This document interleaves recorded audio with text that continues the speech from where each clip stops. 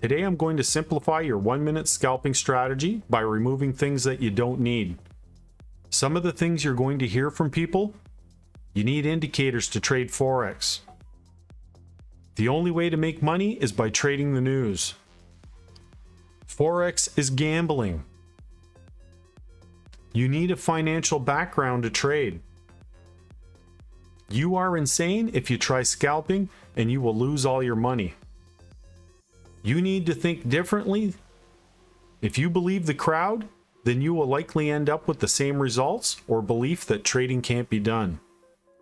Simplify your trading and thoroughly test your 1-minute strategy or any time frame on TradingView. You can test your strategy anyway or with anything you want, but if you get the basic paid pro plan with TradingView, you get access to the bar replay feature. This is a game changer for anyone who hasn't used it yet. I'll put a link in the description for anyone that's interested. Now, when we're looking at the 4-hour chart here, you're trying to develop a bias on the 1-minute time frame. This can help increase your chances of being consistent with your trading. Now, what we're looking at here is an area of interest here. This particular candle right here, this one right here. Now, looking at this alone doesn't mean anything to me. But when I look to the left of the chart, this is when it gets interesting. This helps me decide if this can be a potential opportunity. Price comes up to the area of previous structure here. Notice how it didn't go above it. It stopped and closed below it.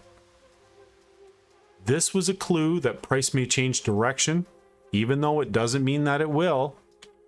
You're just trying to develop a bias on which way to trade. Now, there's something else I want to point out about these candles. You'll notice with each and every one of them, except the odd few, price has a tendency of going in one direction before going in its intended direction. You can see how price pulled back here before going up. Again, you can see this one, price went up before going down. Now, you don't know when the pullback is going to happen, how that's going to play out on a lower time frame, but knowing that can give you clues on how to trade as well. You could be looking for trading opportunities, short scalping opportunities in the opposite direction, and then you could be taking trades with its intended direction if your analysis is correct.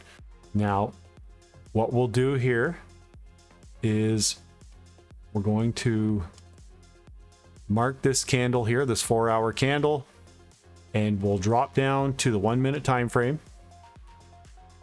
And we're going to take a look here.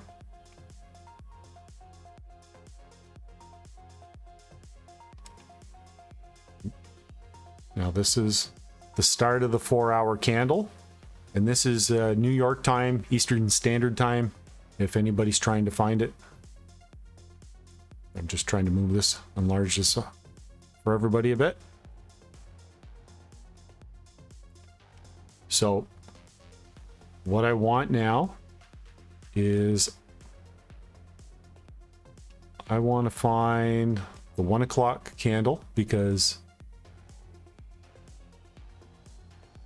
that is the end of the 4-hour. So I've got that marked off. You can see that's the 4-hour period in between.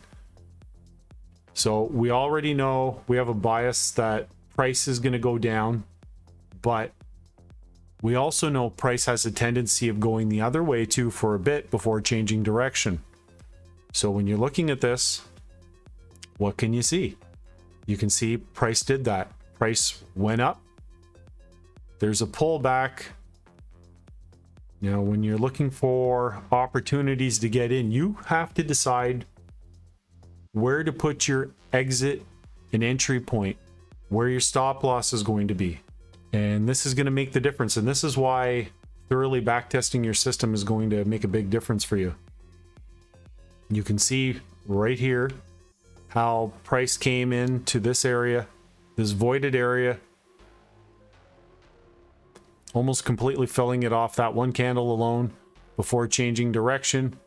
and you could have looked for an opportunity to get in on the trade here. You could have been targeting an entry point when it got up to here, and then you can see price comes up, there's another pullback. You could have been looking for an entry up there, and so on and so on. It just keeps going, but the longer that it goes on, the less likely that the trade's going to play out in your favor. And then price starts doing something different here. You can see eventually price doesn't seem to really want to be making new highs, makes a low here, comes back up, retests this area, comes up just above it, comes back down. Now you can see price took out the liquidity above here and then decided to start changing direction. It broke below structure here, came back up, filling this voided area, and then changing direction again, coming back up, coming down, coming back up. And any of these could have been opportunities to get in on the trade. And it just keeps repeating itself. You can see that price was coming down, came up and retested this area right here, and also filled this voided area as well. And each time you have to decide where you want to go, but you could see that you could have targeted the low down here. So if you would have done that, now, if you would have seen this as an opportunity and maybe you decided to get in on the trade as soon as price came back down to this area and stop loss was somewhere just above, and you were just targeting the low here.